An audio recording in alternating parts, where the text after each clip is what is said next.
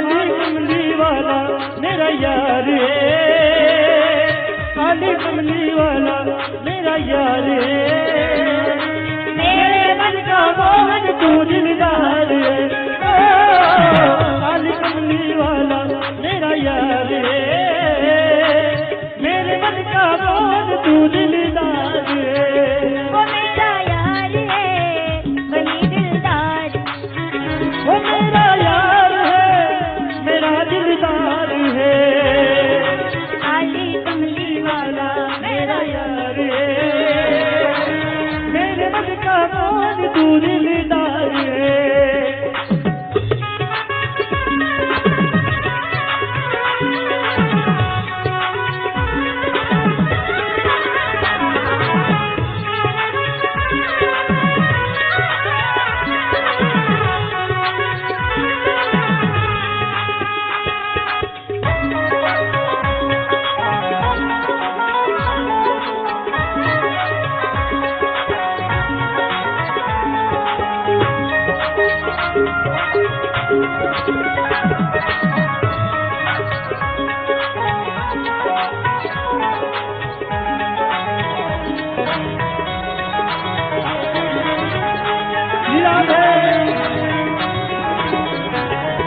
मनमोहन में तेरा दीवाना गाओ बस अब यही तराना, मनमोहन में तेरा दीवाना गाओ बस अब यही तराना, गाओ बस अब यही तराना, गाओ बस अब यही तराना, श्याम बलोना तू मेरा बिजबार है, श्याम बलोना तू मेरा बिजबार है, मेरे मन का मोहन तू दिलदार है, काली कमली वाला मेरा यार है, मेरे मन का मोहन तू दिलदार है।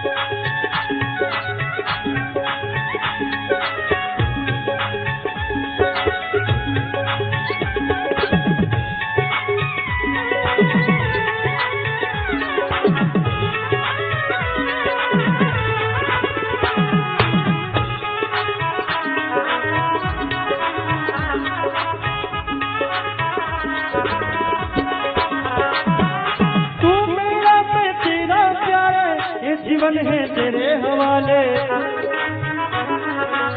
ये जीवन है तेरे हवाले, तू मेरा मैं तेरा प्यारे, ये जीवन अब तेरे हवाले, ये जीवन अब तेरे हवाले, ये जीवन अब तेरे हवाले, तेरे हाथ में जीवन की पतवार है, तेरे हाथ में जीवन की पतवार है, मेरे मन का मोहन तो दिलदार है, काली कमली वाला मेरा यार है, मेरे मन का मोहन तू दिलदार है।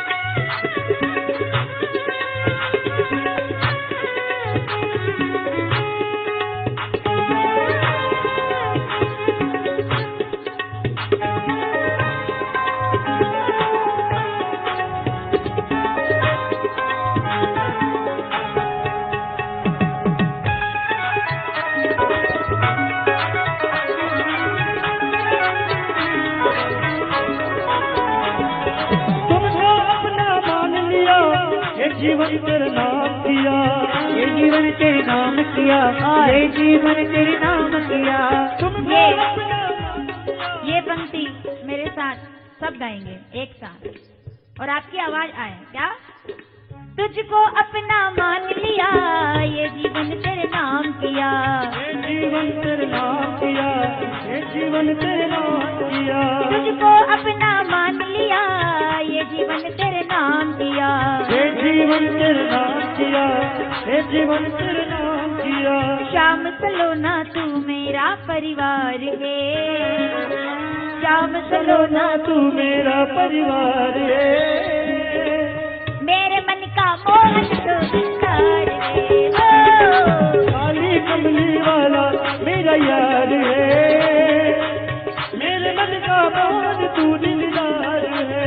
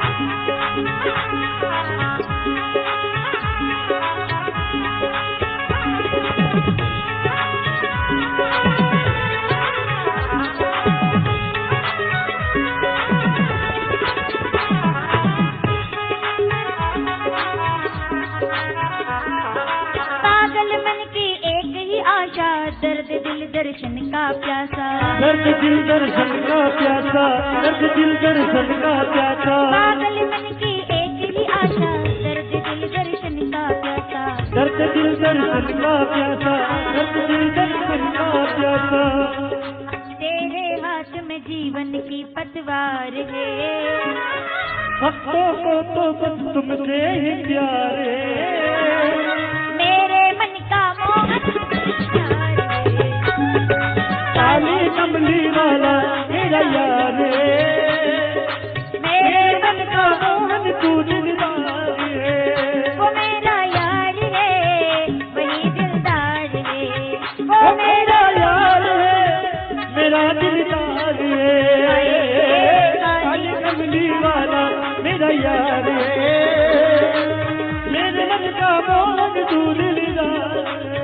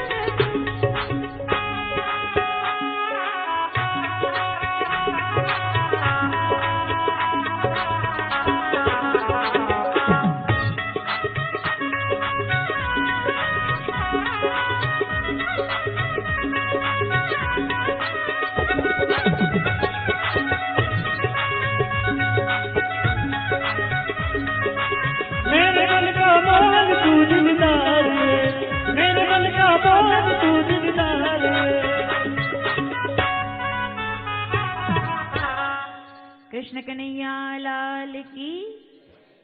काली कमली वाला मेरा यार है, मेरे मन का मोहन दिलदार है। नाग नथैया है, बंसी वाला है, कमली वाला है, गोकुल वाला है, वृंदावन वाला है, आनंद देने वाला है, प्रसन्नता देने वाला है। 8 वर्ष के कन्हैया जब वृंदावन में गुजरे हैं गलियों से, तो आज भी वो मिट्टी पवित्र हो गई है। जिसने बिहारी जी का दर्शन नहीं किया उसने कुछ नहीं देखा। अरे इतना दूर ना भी आ सके तो कोई बात नहीं, कम से कम वृंदावन तो जाइए, बिहारी जी के दरबार में अपनी हाजिरी लगाइए। अद्भुत दर्शन मेरे बाबा का, लीलाएं कर रहे हैं कन्हैया।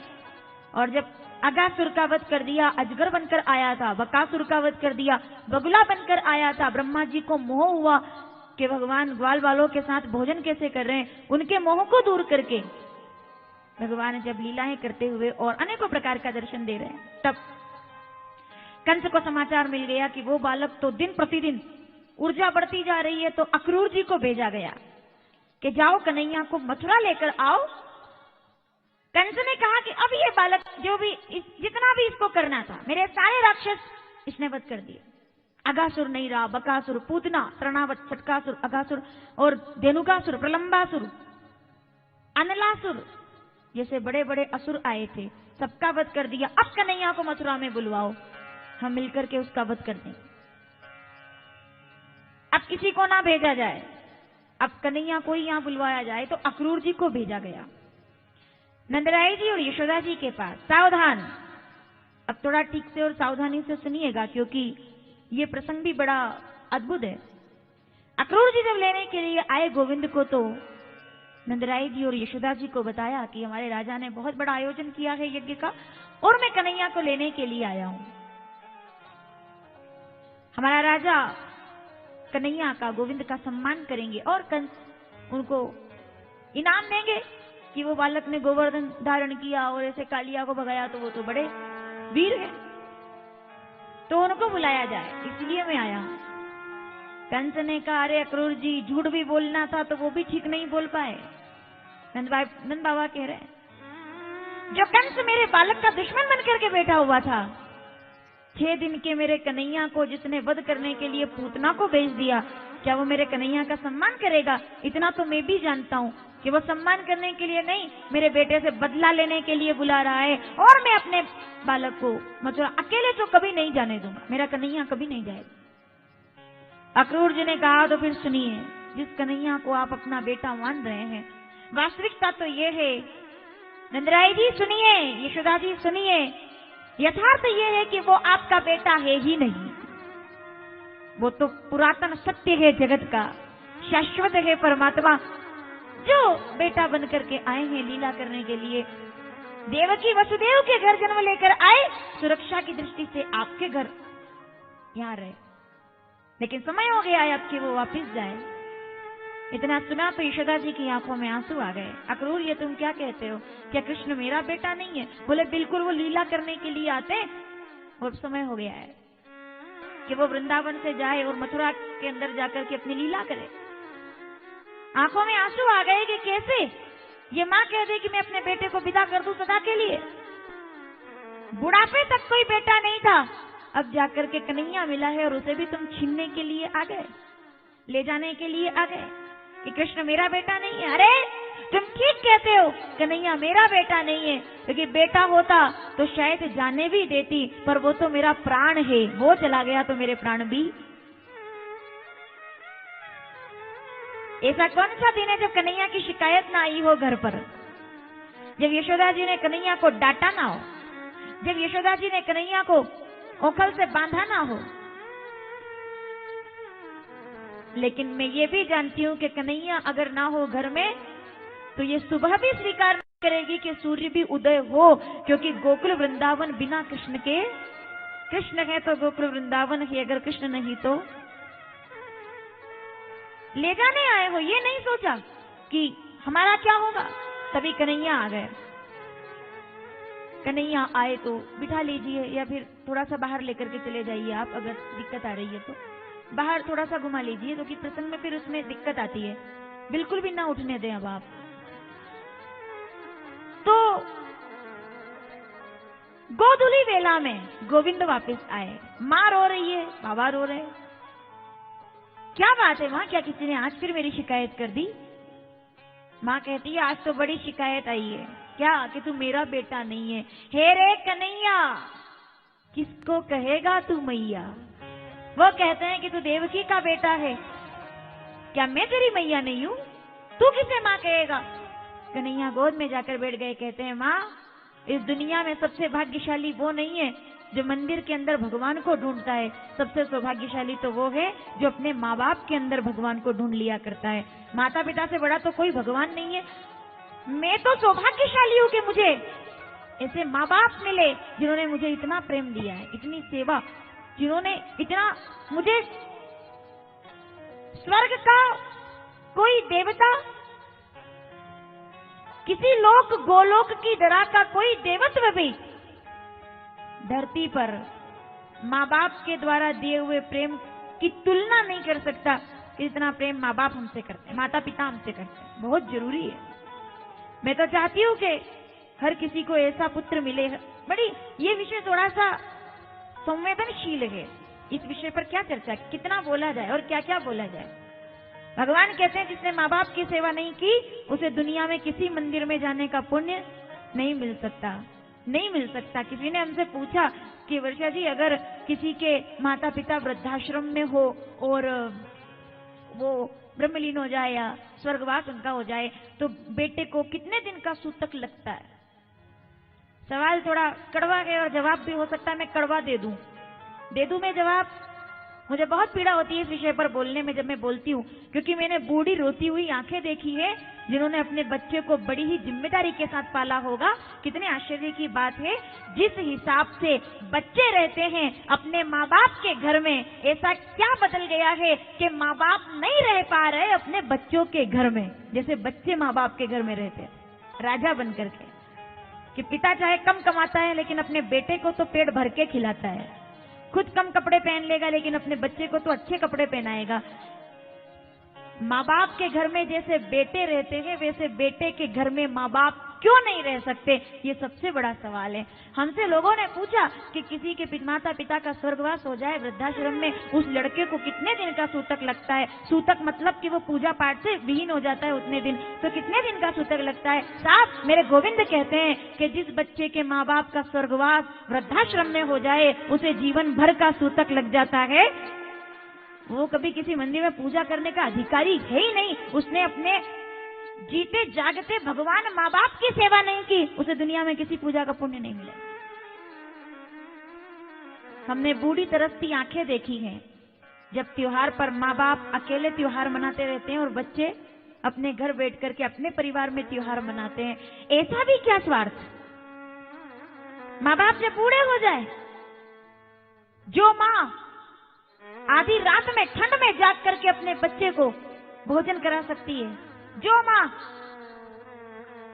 ठिठुरती हुई अपने बच्चे के लिए भोजन बना सकती है, कितने आश्चर्य की बात है कि एक माँ बर्तन मांज करके भी अपने 4-4 बच्चों को पाल लेती है और 4-4 अच्छा काम करने वाले लड़कों से एक अकेली माँ संभाली नहीं जाती, उसको वृद्धाश्रम में छोड़ दिया जाता है। बड़े दुख और तकलीफ की बात है साहब। एक वृद्धाश्रम में जब एक माँ 80 साल की हो गई, उसका बेटा 10 साल पहले उसे छोड़कर गया था, 80 साल की हो गई तो वृद्धाश्रम वालों ने फोन लगाया कि लगता है कि अब तुम्हारी माताजी लगभग 1-2 दिन में जाने वाली है। अब ये जाने वाली है तो बुला रही है तुम्हें, थोड़ा सा आकर के मिल लो।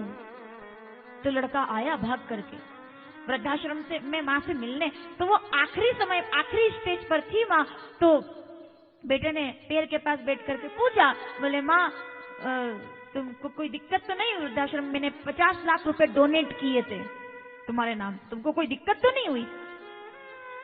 मरती हुई माँ बोली, जिसकी जान जाने वाली, बोले बेटा और तो कोई दिक्कत नहीं, पर मेरे कमरे का पंखा नहीं चला, एक पंखा और लगवा दे।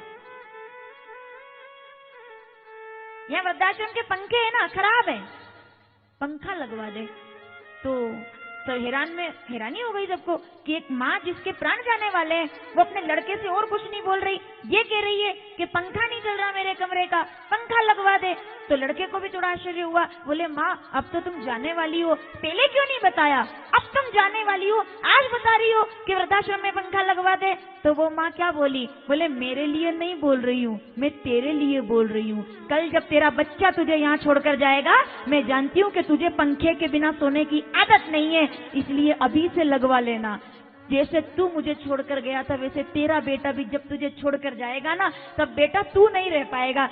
वो मरते मरते भी सोच रही है कि मेरे लड़के को जब यहाँ छोड़कर जाएगा उसका, क्योंकि कर्म की विधि तो जो बोया है वो तो भाग्यशाली होते हैं वो लोग जिनके बच्चे उनकी सेवा में रहते हैं। भाग्यशाली होते हैं वो बच्चे जिन्हें माँ बाप, बूढ़े माँ बाप को अगर तुमने छोड़ दिया है अकेला,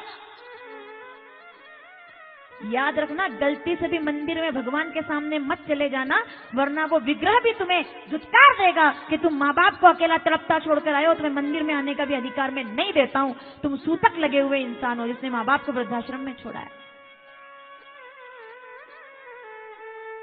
बेटे को इतना भी लायक मत बनाओ। मुझे तो बहुत, हर किसी को यहाँ लायक बेटा चाहिए कि हमारा बेटा लायक बने। लायक कैसा बेटा चाहते हैं आप लोग? लायक, सभी लायक बेटा चाहते हैं। सभी को लायक बेटा कैसा चाहिए? हमको लायक बेटा चाहिए। बूढ़ी आंखें हम देखते हैं साहब वृद्धाश्रम में, वो बूढ़ी माँ दरवाजे पर देखती रहती है कि आज तो मेरा जन्मदिन है, आज तो बच्चा मुझसे मिलने आएगा। सोचो उस माँ के बारे में, उन बूढ़े बुजुर्गों के बारे में जो वृद्धाश्रम में बैठे होंगे इस समय, और अगर गलती से कथा सुन रहे होंगे, मुझे क्षमा कीजिएगा, ये दुर्भाग्य आपका नहीं है कि आप वहां बैठे हो, ये दुर्भाग्य तो उन बच्चों का है जो खुद कहीं बैठ करके खुद खुशियों में रह रहे हैं। ये दुर्भाग्य उनका है, उनका पुण्य समाप्त हो गया, इसलिए वो माँ बाप की सेवा नहीं कर सके। जिनका पुण्य जागृत रहता है वो माँ बाप की सेवा करते हैं। बड़ी गंभीर बात है साहब, बहुत गंभीर।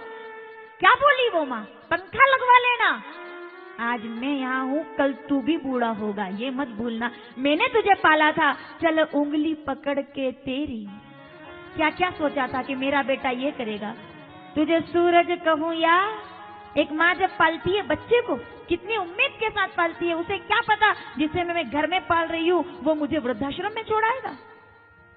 चलो उंगली पकड़ के तेरी, तुझे मैं चलना सिखलाऊं, तू हाथ पकड़ना मेरा जब मैं बूढ़ा हो जाऊं। आज मैं तुझे चलना सिखा रहा हूं, कल तू मेरी लाठी बनना। क्या बोले? एक बूढ़ा बाप, एक बूढ़ी माँ। चल उंगली पकड़ के तेरी,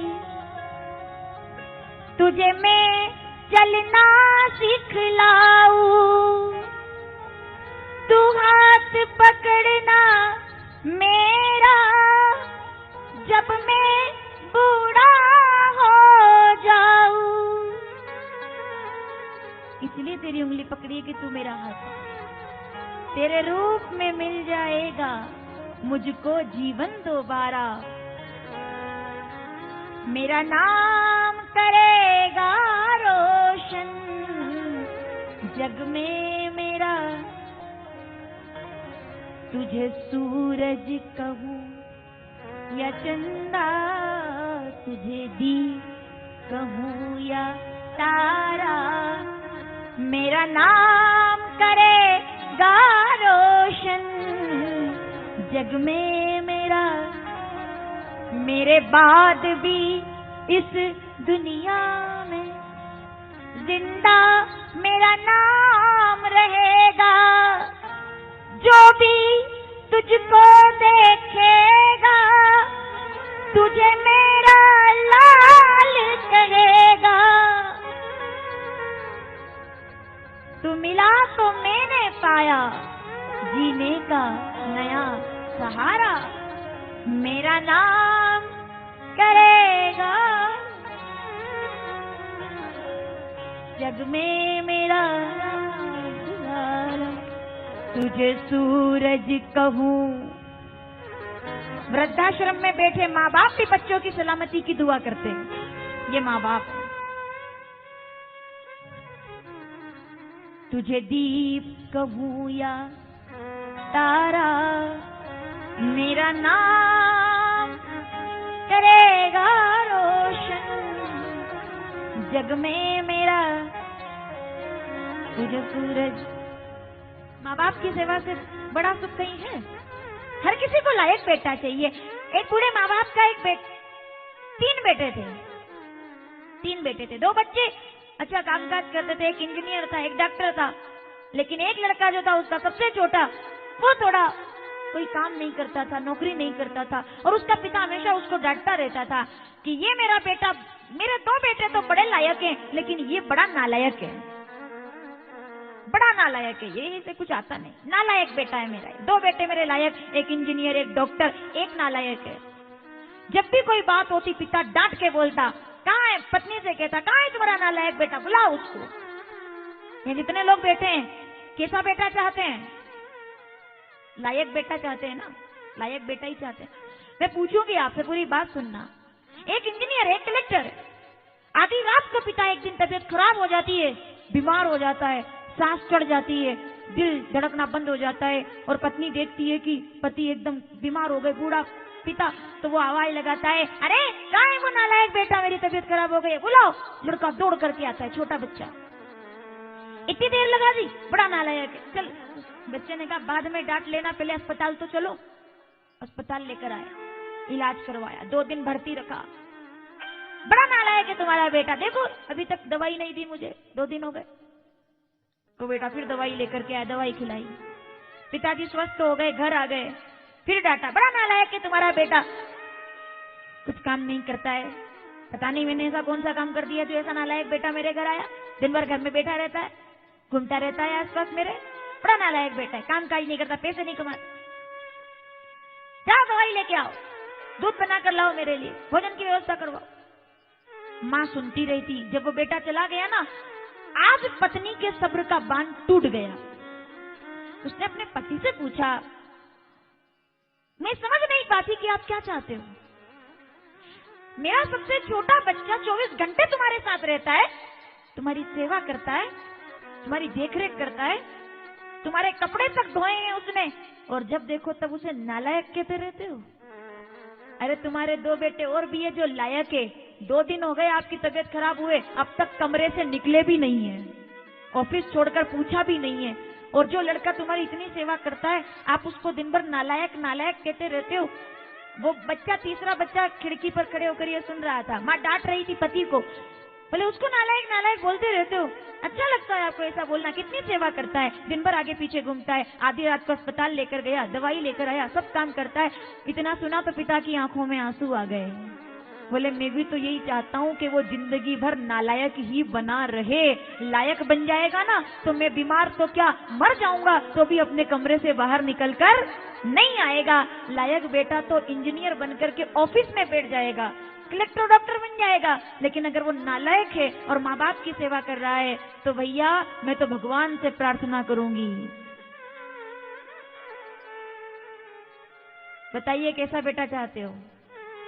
कितने लोग हैं जो यहाँ पर लायक बेटा चाहते हैं कि हमको लायक मिले? कितने लोग हैं जो लोग नालायक बेटा चाहते हैं? जरा हाथ उठा दो कि हमें तो नालायक बेटा ही चलेगा,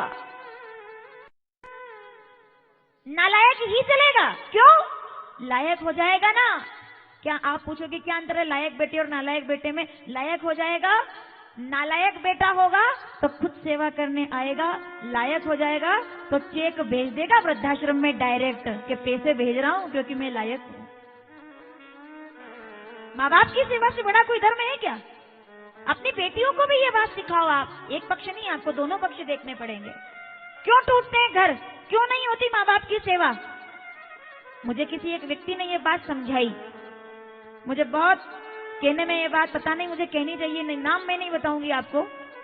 एक किसी ने मुझे ये बात बताई, मुझसे पूछा कि दीदी मेरे को बताओ आप, मैं नाम नहीं बताऊंगी आपको, आप खुद समझ जाएंगे। किसी ने मुझसे पूछा, उम्र छोटी हो सकती है, आयु छोटी हो सकती है, लेकिन जब भी कभी मैं भी कुछ बोलती हूँ, कुछ गलती करती हूँ तो वो मेरे को भी कभी कभी कहता है कि कोई, मैं नहीं बताऊंगी कि किसने मुझसे ये बात कही, आप लोग समझ जाइएगा। लायक और नालायक बेटे की बात चल रही है तो बता देती हूँ। मुझसे किसी ने पूछा कि दीदी मेरा एक सवाल है। बोले क्या? कि हमेशा आप कहते रहते हो कि बेटे सेवा नहीं करते, बेटे सेवा नहीं करते, बेटों को संस्कार दो, लेकिन एक बार जरा लोगों से ये भी पूछो कि बेटियों को भी तो ऐसे संस्कार दो। बोले क्या? कि हर भारत की बेटी को ये संस्कार मिलना चाहिए कि कभी भी बेटी किसी घर में बहू बन करके जाए तो शादी के पहले जो बच्चा माँ बाप की सेवा करता है, अगर शादी के बाद वो अलग रहने लग जाए तो इसके लिए क्या केवल बेटे ही जिम्मेदार हैं या दूसरे घर की बेटियां भी जिम्मेदार हैं? इस पर विचार किया जाए। क्या मैं गलत बोल रही हूँ? मुझे बहुत उसने पूछा मुझसे कि क्या बेटे ही घर तोड़ेंगे, बेटियों के बारे में आपका क्या कहना है? उसने मुझसे पूछा तो हम दोनों की बात हुई इस बारे में कि नहीं, उसकी बात कभी कभी उम्र चाहे छोटी है, वो छोटा भी है मुझसे, लेकिन उसने जब ये सवाल किया तो वास्तव में मुझे सोचना पड़ा कि इसके छोटे से दिमाग में इतनी बड़ी बात कैसे आ गई कि क्या हर घर बेटे से ही टूटता है? क्या बेटा ही जिम्मेदार है घर तोड़ने के लिए? क्या बेटा ही जिम्मेदार है घर बिगाड़ने के लिए? नहीं, यही सवाल पूछा था ना? क्या सोच के पूछा था? नहीं मतलब कैसे तेरे दिमाग में आई, कैसे ये बात तेरे दिमाग में कैसे आई? ये बहुत बड़ा सवाल है भाई।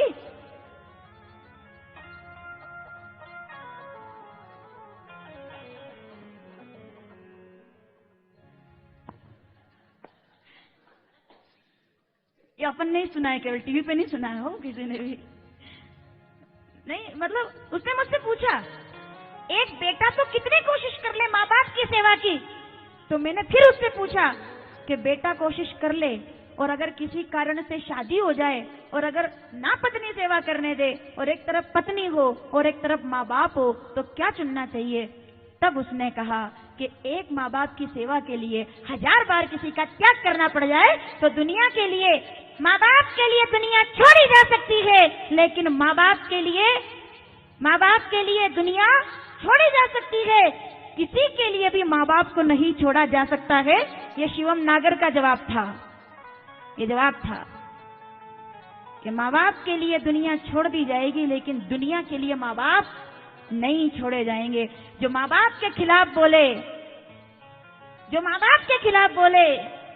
फिर नहीं, कोई भी बेटा हो मेरे खिलाफ बोलो कोई बात नहीं, माँ बाप की जो कोई निंदा कर दे, बुराई कर दे, मेरा निवेदन है आपसे, ये निवेदन है मेरा आपसे, माँ बाप के लिए दुनिया की हर चीज छोड़ी जा सकती है, दुनिया की किसी भी चीज के लिए माँ बाप को नहीं छोड़ा जाता। ये भगवान बोल रहे हैं।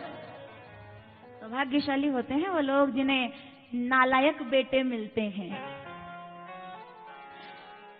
लायक बेटा होगा तो माँ बाप से पूछेगा भी नहीं, बहू दरवाजे पर लाकर खड़ा कर देगा कि कर दो आरती में ले आया हूं, क्षमा कीजिएगा। लायक हो गया है, माँ बाप की मर्जी की भी जरूरत नहीं पड़ेगी, लायक है, सेल्फ कॉन्फिडेंट है उसको। लेकिन नालायक होगा ना तो माँ बाप की मर्जी के बिना एक कदम भी आगे। मुझे बताओ आप कैसा बेटा चाहते हो? लायक बेटा चाहते हो? थोड़ा जिम्मेदारी के साथ जरा दोनों हाथ उठाकर बताओ कितने लोग नालायक बेटा चाहते हैं? ऐसा बेटा मिल जाए जो जिंदगी भर सेवा करे। वो नालायक होगा तो भी हमारी आंखों का तारा बनकर रहेगा। लायक बनकर के माँ बाप को नालायक समझने लग जाए, ऐसा बेटा नहीं चाहिए। ये मैं नहीं, खुद कन्हैया कह रहे हैं। माँ मुझसे कह रही हो कि मैं किसको माँ कहूंगा? भाग्यशाली होते हैं वो बच्चे जो माँ बाप की सेवा करते हैं। तुमने तो मुझे इतना प्रेम दिया है, मैं तुम्हारे चरणों में प्रणाम करता हूँ और तुम्हारे आशीर्वाद के बिना मुझे कुछ मिलने वाला नहीं है, मुझे कुछ मिलने वाला नहीं। मुझे आशीर्वाद दो कि मैं जाऊं। यशोदा जी ने भीगी आंखों से सिर पर हाथ रख दिया। उस विधाता की पहचान है, ये तो सच है कि भगवान है मगर फिर भी अनजान है। आओ जरा आगे बढ़ जाते हैं क्योंकि हमें आगे तक भगवान के विवाह तक पहुंचना है। तुरंत भगवान ने प्रणाम किया और माता पिता को, माँ बाबा को समझाकर चल दिए कन्हैया। इनको तो चलते रहना है साहब, इनको कहाँ रुकना है। सुबह सुबह बैठ गए रथ में और अक्रूर जी के साथ बलदाऊ भैया को लेकर रथ बढ़ा आगे तो गोपियों ने रास्ता रोक लिया। अरे ओ कन्हैया कहाँ जा रहे हो हमें छोड़कर? कहाँ जाइएगा? जहाँ जाइएगा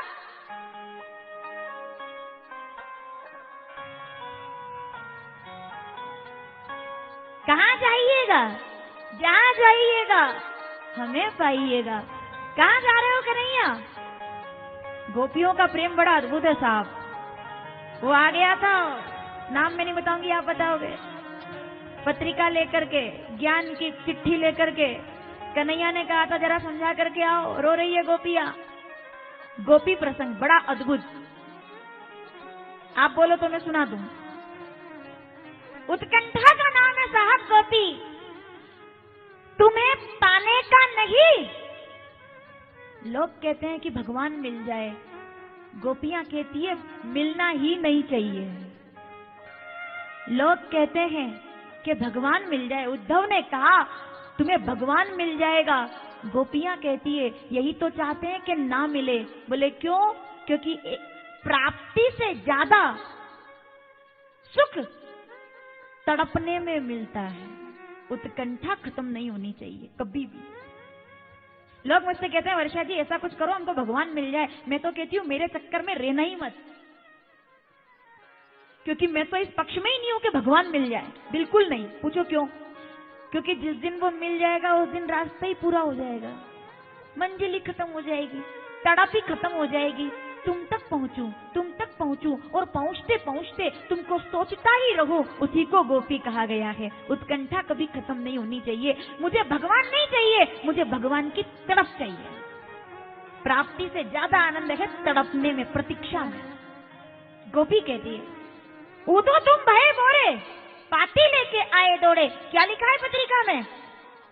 क्या लिखा था पत्रिका में? गोपियों कैसी हो? अरे गोपियों कैसी हो? तब ऊधो तुम भये बोरे, पाती लेके आए दौड़े। योग कहाँ रखे यहाँ रोम रोम शाम है। उद्धव ने कहा कि योग करोगी तो भगवान मिल जाएंगे, कन्हैया मिल जाएंगे। गोपियों ने हाथ जोड़ लिए, एक बार मिल गया था वही बहुत है, अब तक जीने नहीं दे रहा। जो दोबारा मिल गया तो प्राण ही ले जाएगा। एक बार मिला ना तब अब तक रो रहे हैं। तो पूछा उद्धव ने पत्रिका में कि क्या लिखा था? तो ये पूछा था कन्हैया ने कि कैसी हो। तब गोपियों ने क्या जवाब दिया, मैं 2-4 लाइनें बोल दूं। दीप्ति मिश्रा अच्छी कवियत्री है, उनकी कविता है कि गोपियों ने क्या जवाब दिया कि दुखती रख पर उंगली रखकर पूछ रहे हो कैसी हो। कुछ छोड़ करके जा रहे हो, चले गए, वहां मथुरा के राजा बन गए, यहाँ घर घर चोरी करते थे, वहां सम्राट बन के बैठ गए, द्वारिका के वहां बैठ गए संरक्षण में। दुखती रग पर उंगली रखकर पूछ रहे हो कैसी हो। तुमसे ये उम्मीद नहीं थी दुनिया चाहे जैसी हो। तुमसे नहीं सोचा था कि तुम पूछोगे।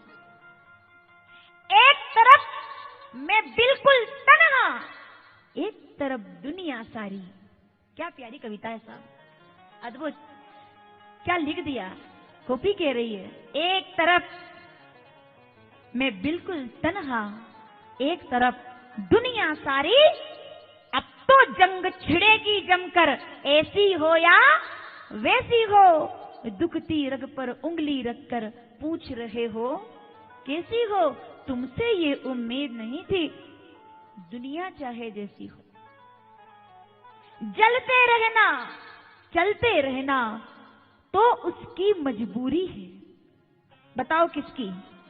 सुबह आता है शाम को चले जाता है, टाइम पे आता है, टाइम पे आते हैं, टाइम पे जाते हैं। कोई बिल नहीं भेजा आज तक, इतनी लाइट इतना प्रकाश देने के बाद भी। जलते रहना चलते रहना तो उसकी मजबूरी है। सूरज ने ये कब चाहा था उसकी किस्मत ऐसी हो। वो जलेगा भी और चलेगा भी। दुखती रग पर उंगली रखकर पूछ रहे हो कैसी हो। तुमसे ये उम्मीद नहीं थी दुनिया चाहे जैसी, चाहे दुनिया जैसी। फिर उद्धव ने कहा कि वो गोविंद मिल जाएगा, चलो मैं तुम्हें गोविंद से मिला दूंगा। तो गोपियों ने बड़ा प्यारा जवाब दिया, मुझको पार लगाने वाले जाओ पहले तुम तो पार लगो। उद्धव से पूछा तुम क्यों आए हो? बोले तुम्हें कन्हैया से मिलाने के लिए। बोले अच्छा योग करो तो मिलेंगे। गोपियां कहती है पहले ये बताओ जब तुम्हें मिल गया था तो हमें बताने क्यों आए हो? तुम तो वहीं रहते ना, तुम्हें तो मिल गया था। सुना उद्धव क्या गोपियों ने क्या कहा कि मुझको पार लगाने वाले जाओ पहले तुम तो पार लगो, मैं तुमको भी ले डूबूंगी किश्ती चाहे जैसी हो। दुखती रग पर उंगली रखकर पूछ रहे हो कैसी हो, तुमसे ये उम्मीद नहीं थी दुनिया चाहे जैसी। और आखिरी शेर था, उद्धव ने कहा कि ये गोकुल वृंदावन छोड़ो, तुम्हें स्वर्ग मिलेगा, स्वर्ग। तुम योग करोगी तो स्वर्ग मिलेगा, नहीं तो क्या कुछ मिलेगा नहीं। स्वर्ग चाहती हो तो योग करो, स्वर्ग का देवता चाहती हो तो योग करो। गोपियां क्या कहती है, ऊपर वाले, एक शब्द आता है जन्नत, वो क्या बोली, ऊपर वाले अपनी जन्नत और किसी को दे देना। क्या मतलब, इससे प्यारा शब्द और गोपी कुछ नहीं कहती। उधो तुम भये बोरे पाती लेके आए दौड़े, योग कहाँ रखे यहाँ रोम रोम श्यामे, हमें जन्नत नहीं चाहिए। तो उद्धव ने कहा क्यों, गोपियां क्या कहती है, ऊपर वाले अपनी जन्नत और किसी को दे देना, हम अपने गोकुल में खुश हैं, जन्नत चाहे जैसी हो। दुखती रग पर उंगली रखकर पूछ रहे हो कैसी हो, तुमसे ये उम्मीद नहीं थी दुनिया चाहे। जा रहे हो छोड़कर अकेले, ये नहीं सोचा हमारा क्या होगा, हम कहाँ जाएंगे तुम्हारे बिना। गोपियों को समझाया, तुम्हारे चरणों की रज में चंदन प्रकट होगा, क्योंकि तुमने इतना प्रेम हमसे किया है। तुम धन्य हो गोपियों, तुमने मुझे प्रेम सिखाया है, तुमने प्रेम सिखाया है, तुम मेरी गुरु हो। वो गोपी प्राण वल्लभ है, गोपियों ने तो मन में श्वास श्वास में उतार लिया गोविंद को, इसीलिए तो वो गोपियां आज भी जिस चरण रज से, जिस रज को चरणों ने छू दिया गोपियों के, वो चंदन हो गई। बोलिए कृष्ण कन्हैया लाल की। मेरा कन्हैया बड़ा अद्भुत है, वो सबका प्यारा है, वो सबके लिए अद्भुत है। कितना कोई बोले, कितना कोई सुने, गोपियों की आंखों में आंसू आए। और जब राधा को देखा, राधा को देखकर तो गोविंद कुछ बोले नहीं, बस आंखों ही आंखों में बात समझ गए, क्योंकि ये तो दो है ही नहीं, ये तो परस्पर एक ही है। ये तो दोनों एक दूसरे के बिना आधे आधे, राधे राधे राधे राधे, ये पूर्ण ही दोनों मिलकर होते हैं। राधे श्याम राधे श्याम राधे श्याम राधे श्याम। भगवान आ गए हैं मथुरा में, यहाँ एक रजक का उद्धार किया, ग्वालियापीड़ नाम के हाथी का उद्धार किया। और जब जिस सभा के अंदर धनुष रखा हुआ था, उस धनुष को आकर के देखा, और मेरे भगवान ने जैसे त्रेता युग में जनकपुरी में जाकर धनुष भंग किया होगा, वैसे कन्हैया आए मथुरा में उस सभा में, और धनुष को उठाया और लेत चढ़ावत खेत से गाड़े, कौन लगा दे कसब छाड़े, तेई क्षण शाम मध्य धनुष तोड़ा, दो टुकड़े कर दिए। धनुष टूटा, कंस का मुकुट धरती पे गिर गया। वहां धनुष वहां था, कंस वहां था, मुकुट गिर गया। संतों ने घोषणा कर दी, आज कंस के जीवन का आखिरी दिन है। अब भगवान सभा में आ गए। जब भगवान सभा में आए तो कंस ने देखा यही है वो बालक, इसने इतनी उद्दंडता की है, मेरे इतने सब सैनिक मार डाले, मैं इसे नहीं छोड़ूंगा। चाणूर मुष्टिक मल्ल युद्ध करो इनके साथ। तब भगवान ने युद्ध किया। तो आइए दोनों हाथ जोड़कर, वसुदेव सुतम देवम कंस चाणूर मर्दनम। चाणूर का वध कर दिया, एक मुष्टिका का प्रहार, मल्ल युद्ध करके मुष्टिक का उद्धार कर दिया। बड़े बड़े मल्ल कौशल, बड़े बड़े पहलवान थे, भगवान ने उद्धार किया, चाणूर का उद्धार, संहार किया है। अब कंस ने देखा ये तो काल ही है, तब उसने अपशब्द कहने शुरू किए। अपशब्द कहे तो भगवान जान गए थे कि अब इसके प्राण, समय आ गया है निकट, यदा यदा ही कंस का अत्याचार बढ़ गया है, उसके पापों का घड़ा भर चुका है। अब सत्य होने वाली है वो आकाशवाणी जो जगदम्बा ने कहा था, तू मुझे क्या मारेगा, तुझे मारने वाला अवतार। सत्य हो गई वो आकाशवाणी कि हे पापी कंस, तुझे मारने वाला अवतार वो देवकी और उसकी 8वीं संतान तेरा काल होगी, वो समय निकट आ गया है। तब कंस ने उनके परिवार की निंदा शुरू कर दी, बुराई शुरू कर दी। अब तो कन्हैया दौड़ पड़े, दौड़ करके कंस के बालों को पकड़ा, धरती पर पटका, हे पापी कंस, याद कर वो आकाशवाणी, वो घोषणा, याद कर पूतना तरणा षटकासुर अगासुर बकासुर को मारने वाला मैं ही हूँ। और भगवान ने उसकी छाती पर मुष्टिका का प्रहार किया और कंस का उद्धार कर दिया। बोलिए कृष्ण कन्हैया लाल की।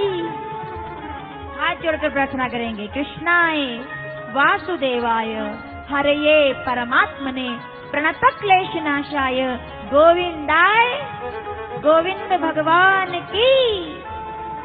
कंस का वध कर दिया।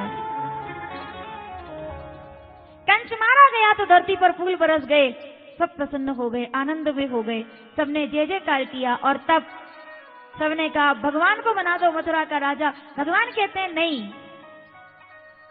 जब तक उग्रसेन जी महाराज है मैं किसी का अधिकार लेने वाला, मैं तो अधिकार देने वाला हूं। उग्रसेन जी को बंधन मुक्त किया और जब देवकी दौड़कर आई, भगवान गले लगने से पहले, गोद में बैठने से पहले 6 बालक वापस लौटा दिए जो मामा जी ने वध कर दिए थे। 8 बालकों को गोद में समेटकर, और आज देवकी के आनंद की कोई सीमा। देवकी परमानंदम कृष्णम वंदे जगत गुरु। देवकी को आनंद देने वाले भगवान गोद में जाकर बैठे। कभी यशोदा को मुस्कुराना बताते हैं तो कभी देवकी को हंसाते हैं। कन्हैया हमारा बड़ा टेढ़ा है, ये पूर्ण सुख किसी को नहीं देता कि पूर्ण सुख मिल गया ना तो ये लोग मुझे भूल जाएंगे, पूर्ण सुख मिल गया तो ये मुझे भूल जाएंगे।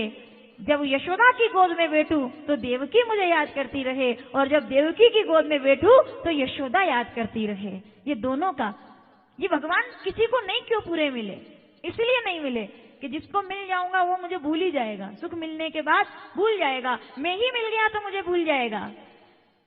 मैं रहूं चिंतन में लोगों के, मैं रहूं हृदय में लोगों के, मैं रहूं ध्यान में लोगों के। भगवान पूरे किसी को नहीं मिले, पूरे नहीं मिले किसी को भी। और यहाँ मथुरा के उस राजमहल की छत पर बैठ करके देखते हैं कैसे गोकुल याद आता है भगवान को, कैसे वृंदावन याद आता है।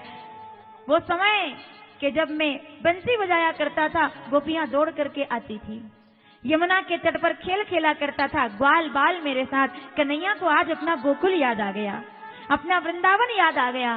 आज कोई नहीं है, कोई ना जाए कुंज गलिन में, तुझ बिन कलियां चुनने को। तरस रहे हैं यमुना के तट, धुन मुरली की सुनने को। अब तो दरस दिखा दे नटखट, क्यों दुविधा में डाला रे। बड़ी देर भई नंदलाला, तेरी राह तके कोई ना जाए, कोई न जाए कुंज गलिन में।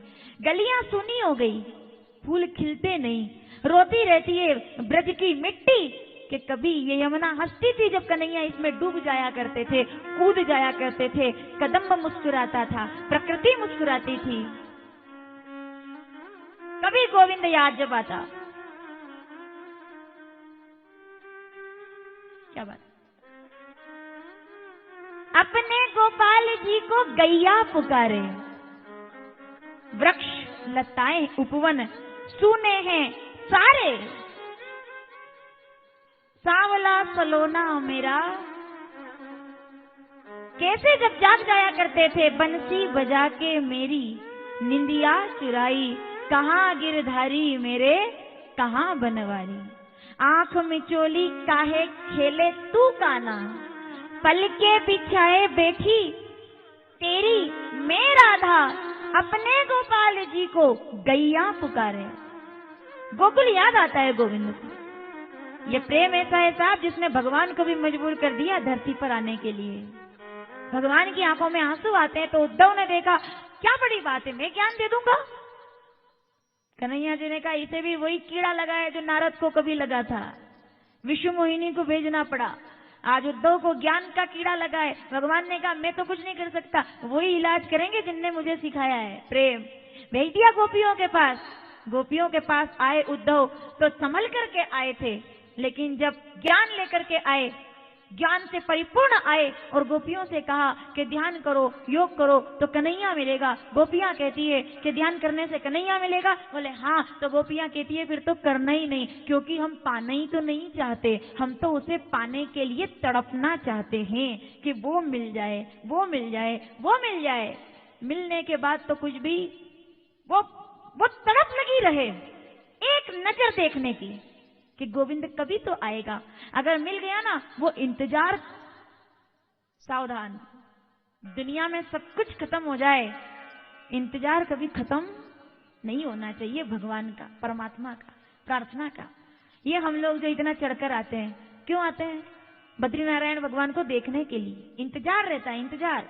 कि आंखें ठंडी कब होगी, जब गोविंद सामने आएगा। आंखें पवित्र, यूं तो दुनिया देखता हूं मैं दिन भर, यूं तो नजारे देखता हूं मैं दिन भर, लेकिन उस नजारे में अगर तू नजर ना आए तो वो नजारे किसी काम के। उस नजारे में अगर तू नहीं है, मेरी दृष्टि में अगर गोविंद नहीं समाया, इन आंखों में, मेरा, मुझ में, गोपियां कहती है कुछ नहीं, जो कुछ है सब तोर, तेरा तुझको सौंपता क्या लागे है। प्रेम गली अति साकरी, जामे दो न समाए। गोपियां याद करती है, इधर कन्हैया की आंख से आंसू बहते हैं। उद्धव ने कहा,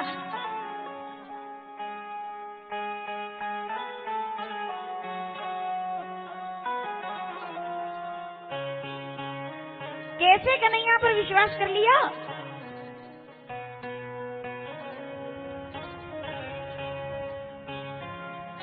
ऐसा गोविंद, वो परमात्मा जो आता है जाता है, ऐसे कैसे ये जहर मेरे लहू में उतर गया, कैसे कैसे।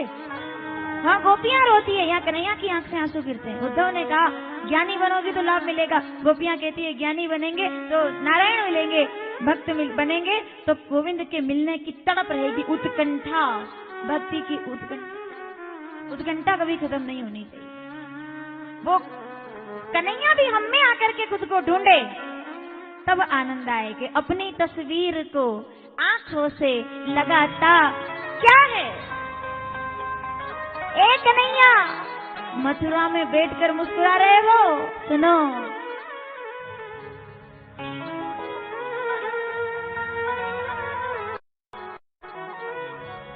एक नजर मेरी तरफ भी तेरा जाता क्या है, अपनी तस्वीर को आंखों से लगाता क्या है। खुद को ही देख रहा है, हमें खुद को तो देख कभी। अपनी तस्वीर को आंखों से लगाता क्या है। तो गोपियों की याद आती कन्हैया को, और कन्हैया की आंख से आंसू आते तो गोपियां रोती थी। उद्धव जी ने कहा ज्ञान दे दूंगा। गोपियां कहती है क्या होगा ज्ञान से। बोले गोविंद मिलेंगे। बोले आओ। गोपियों ने हाथ पकड़ा, उद्धव जी का लेकर आई बगिया में। तो क्या देखा, राधा जी विश्राम कर रही है और कन्हैया झूले पर राधा जी के चरण दबा रहे हैं। देखो कन्हैया यहाँ बैठा हुआ है। बस उसके बाद उद्धव कुछ नहीं बोले, सीधे ही आ गए भगवान के पास और कहा प्रभु अगर ज्ञान ही मिटाना था तो आप ही मिटा देते, वहां इतनी दूर क्यों भेजा। भगवान कहते हैं वो मेरी गुरु है, उन्होंने मुझे सिखाया है, मुझे सिखाया इसलिए तुम्हें भेजा। उद्धव का ज्ञान दूर किया भगवान। कई वर्ष भगवान मथुरा के अंदर रहे, लेकिन जब कंस की दोनों विधवा पत्नियां, जरासंध की बेटी अस्ति और प्राप्ति अपने पिता के पास जाकर कहती है कि हमारे पति का तो ऐसे वध कर दिया,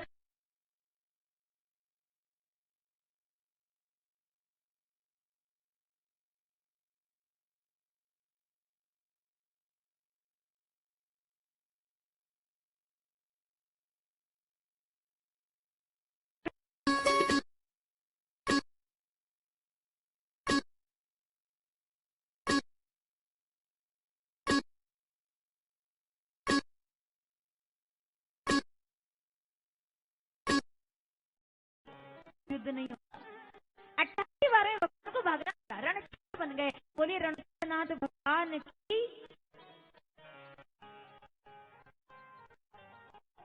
भगवान रणछोड़ बन गए। अब भगवान मथुरा नहीं है, अब भगवान समुद्र के किनारे, भगवान द्वारिकाधीश हो गए। बोलिए द्वारिकाधीश की। यहाँ भगवान हमारे द्वारिका राजा है और वहाँ विदर्भ राज्य में राजा भीष्मक रानी इंदुमती घर लक्ष्मी का प्रागट्य, रुक्मिणी का प्रागट्य हो गया है। लक्ष्मी पधारी, रुक्मिणी जी बच गई है। बाल्यकाल से ही मेरे सिरधर गोपाला अपना दूसरो जाके सिर पर मुकुट को मेरो पति। आ तो कोई रुक्मिणी की तो कोई उठा, गोविंद प्रेम कर विवाह हो गया शिशुपाल के साथ।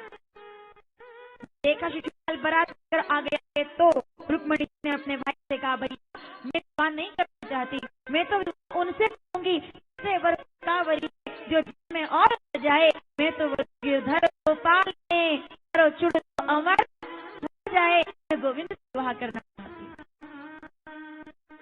हाँ, शिशुपाल से नहीं, विवाह गोविंद से। रुक्मिणी ने मना कर दिया क्योंकि रुक्मिणी तो जरासंध का मित्र है। आपकी दुश्मन पर था किससे है, किससे फर्क पड़ता है। बुरे व्यक्ति की संगत भी आपको मेला कर सकती है। अच्छे व्यक्ति की दुश्मनी स्वीकार कर लेना, बुरे व्यक्ति की संगत स्वीकार मत करना। रुक्मी का मन भी जरासंध जैसा हो गया। शिशुपाल, जरासंध, रुक्मी सब भगवान के विरोधी हैं और बारात लेकर आ गया शिशुपाल। तब रुक्मिणी मैया ने रातों रात एक पत्रिका लिख करके और द्वारिकाधीश को पहुंचाई कि प्रभु आओ, अगर आप नहीं आए तो मैं प्राणों का त्याग कर दूंगी, लेकिन किसी और से विवाह नहीं करूंगी। रुक्मिणी जी ने पत्रिका लिखी। यहाँ सुदेव नाम के बूढ़े ब्राह्मण पत्रिका लेकर आए। भगवान ने पत्रिका पढ़ी। कौन कहता है भगवान आते नहीं। बैठ गए भगवान रथ में, और जैसे ही भगवान रथ में बैठे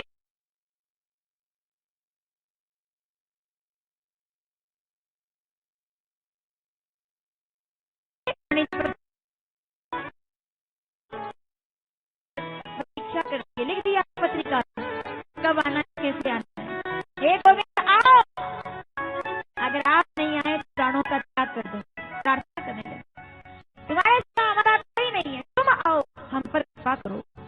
सुबह सुबह पार्वती माता के मंदिर में आई, प्रार्थना की, प्रार्थना कर रही है। मन जाई राजो मिले सोवर है जो सुंदर सांवरो, करुणा निधान करो। जैसे माता सीता को आशीर्वाद दिया था, वैसे मुझ पर भी कृपा करो कि द्वारिकाधीश मेरा हरण कर ले जाए जगत से।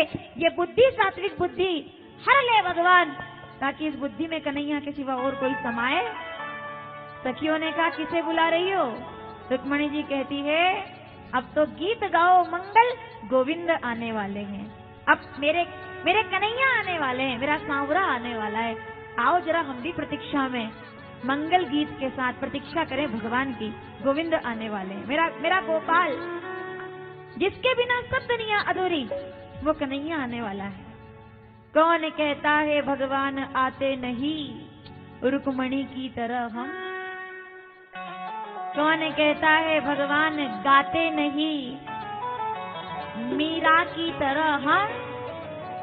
कौन कहता है भगवान सुनते नहीं, राधा की तरह हम।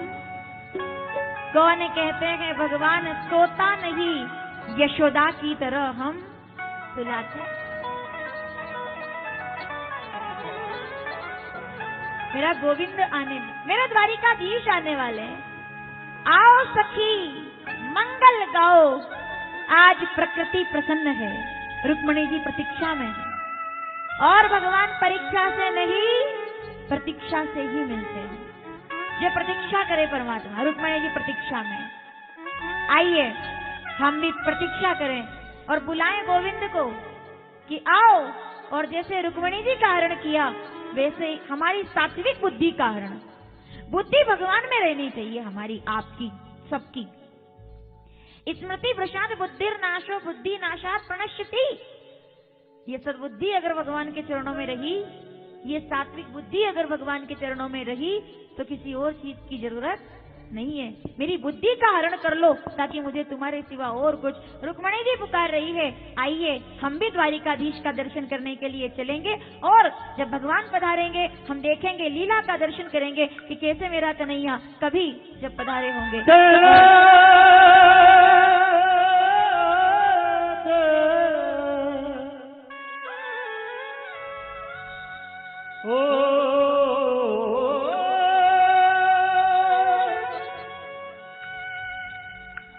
सखी मंगल का होरी,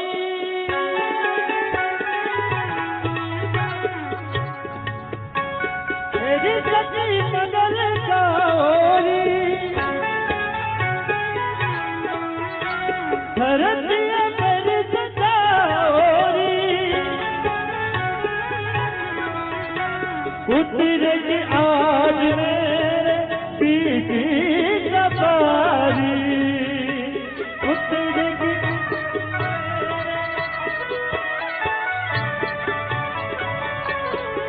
कोई काजल लाओरी,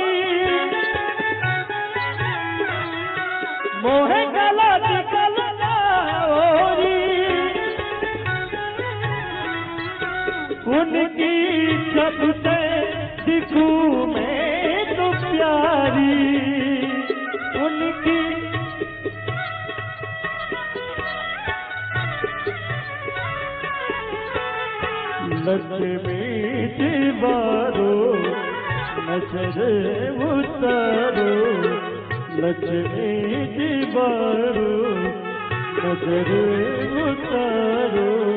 आज मेरे पिया घर आएंगे, आज मेरे पिया घर आएंगे।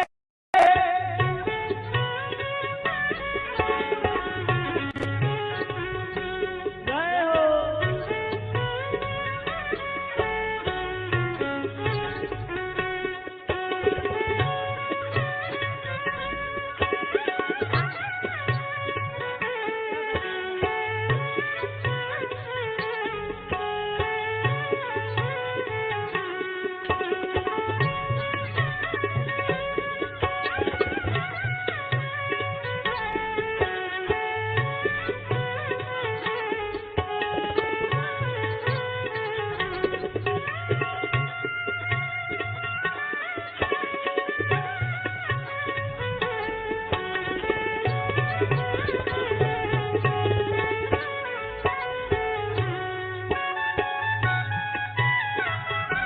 रंग बरंग मिले,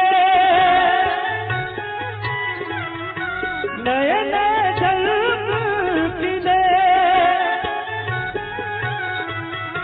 खुशियाँ द्वारे मेरे भरे तेरा।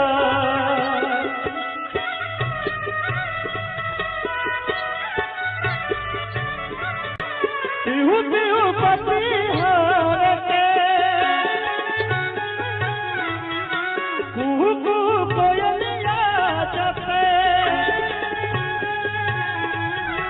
ओ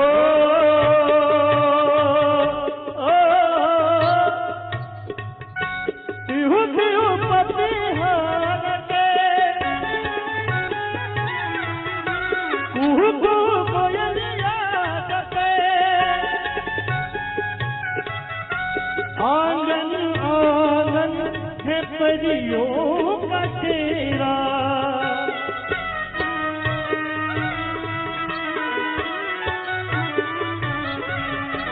आंगन आंगन है परियों का डेरा।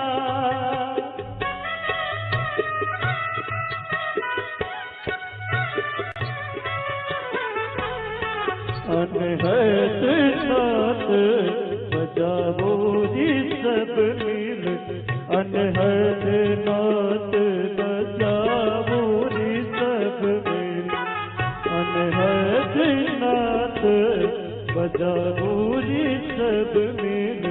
आज मेरे पिया घर आएंगे, आज मेरे पिया घर आएंगे।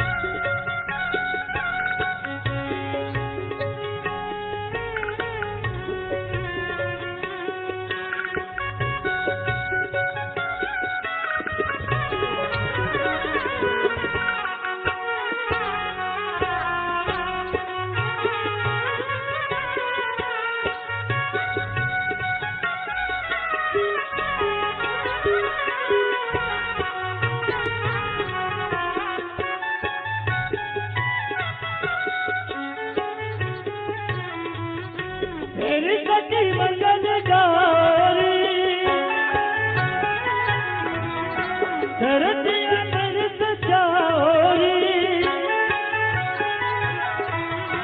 आज उतरेगी पीठी सवारी उतरेगी आज मेरे पीठी सवारी आंगन सज गया, मंदिर महक गया, द्वारिकाधीश रथ में बैठ करके हमारे बीच पधारे, रथ में से उतरे और भगवान हमारे बीच पधार रहे हैं। बोलिए द्वारिकाधीश की।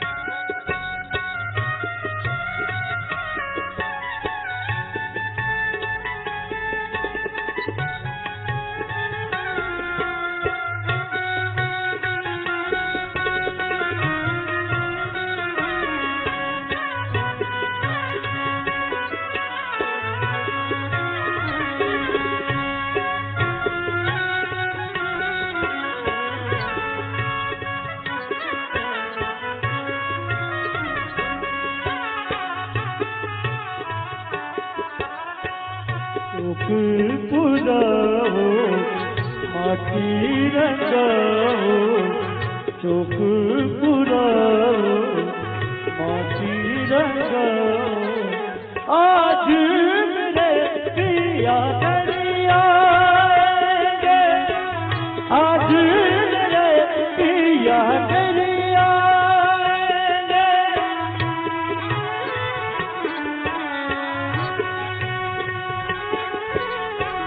आज मेरे पिया करिया आज मेरे पिया करिया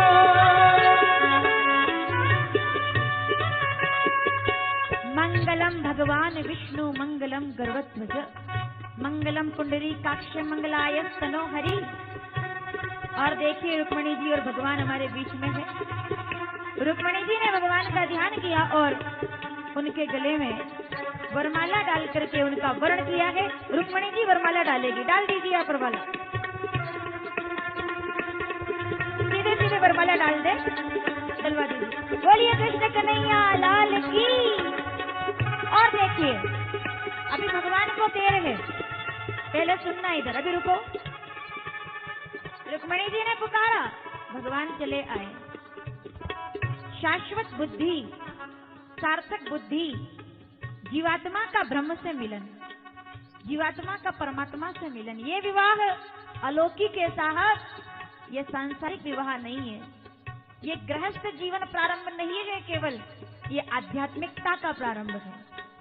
जीव और ब्रह्म का अद्भुत संतुलन, आत्मा और परमात्मा का सम्मिलन। कौन कहता है भगवान आते नहीं, भक्तों की तरह हम बुलाते नहीं। जब जब भी भक्ति ने पुकारा गोविंद दौड़कर आए। आज ये परीक्षा नहीं थी, प्रतीक्षा थी कि क्या परमात्मा आएंगे। विश्वास था मन में, बिनु विश्वास भक्ति नहीं, तेहि बिनु द्रवई ना राम। जब तक भक्ति ना हो, जब तक विश्वास ना हो, जब तक विश्वास ना हो, जब तक परमात्मा नहीं आते, प्रतीक्षा से ही तो भगवान मिलते हैं। और देखिए दोनों हाथ जोड़कर प्रार्थना करेंगे। सच्चिदानंद रूपाय विश्वोत्पत्त्यादि हेतवे तापत्रय विनाशाय श्री कृष्णाय वयम नमः। धन्य हो गई धरा, धन्य हो गया वो भूमि मंडप जहाँ भगवान पधारे, चौक पुराए, मंगल गाए और पिया घर आए।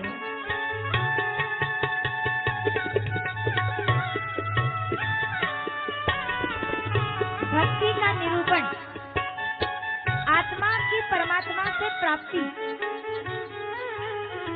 जब कभी पुकार लेता है मन, भगवान दौड़े आते हैं। शबरी ने पुकारा, राम दौड़े आए, मेरे भगवान प्रभु परमात्मा। अहिला ने पुकारा, राघवेंद्र सरकार आ गए। मीरा ने पुकारा, जहर के प्याले को अमृत बना दिया। और आज रुक्मणी जी ने पुकारा, तब भगवान ने उन्हें अपनी अर्धांगिनी स्वीकार करते हुए, या देवी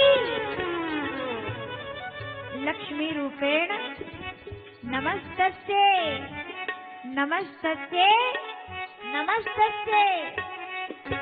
बद्री नारायण भगवान के धाम से सुखदेव बाबा के सामने राजा परीक्षित के द्वारा कही हुई सुनी हुई इस कथा में